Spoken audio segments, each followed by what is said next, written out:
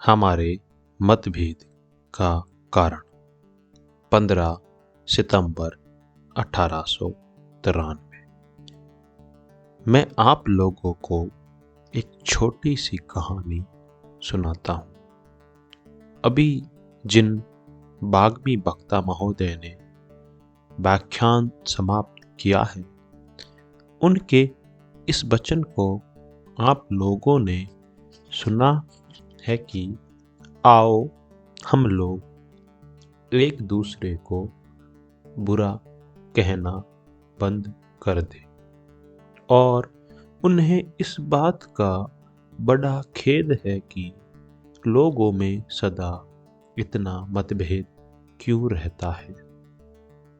परंतु मैं आपको समझाता हूँ कि जो कहानी मैं सुनाने वाला हूँ उससे आप लोगों को इस मतभेद का कारण स्पष्ट हो जाएगा। एक कुएं में बहुत समय से एक मेंढक रहता था।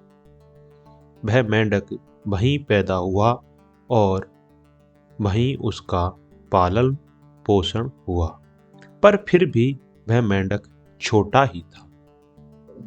हाँ, आज के क्रमिक विकासवादी उस समय वहां नहीं थे जो हमें यह बतला सकते कि उस मेंढक की आंखें थी अथवा नहीं, पर यहाँ कहानी के लिए यह मान लेना चाहिए कि उसकी आंखें थी और वह प्रतिदिन ऐसे पुरुषार्थ के साथ जल को सारे कीड़ों और कीटाणुओं से रहित पूर्ण स्वच्छ कर देता था कि उतना पुरुषार्थ हमारे आधुनिक कीटाणुवादियों को यशस्वी बना दे। इस प्रकार धीरे धीरे यह मेंढक उसी कुएं में रहते रहते मोटा और चिकना हो गया। अब एक दिन एक दूसरा मेंढक जो समुद्र में रहता था वहां आया और कुएं में गिर पड़ा। तुम कहाँ से आए हो? मैं समुद्र से आया हूँ। समुद्र भला कितना बड़ा है? वह समुद्र क्या वह भी इतना ही बड़ा है जितना ये कुआं?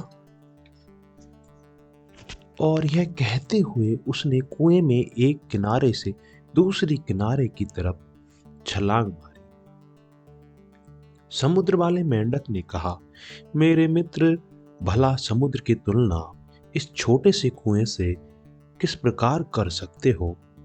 तब उस कुएं वाले मेंढक ने एक दूसरी छलांग मारी और पूछा, तो क्या है तुम्हारा समुद्र इतना बड़ा है? समुद्र वाले मेंढक ने कहा, तुम कैसी बेवकूफी भरी बातें कर रहे हो? क्या समुद्र की तुलना तुम्हारे कुएं से हो सकती है?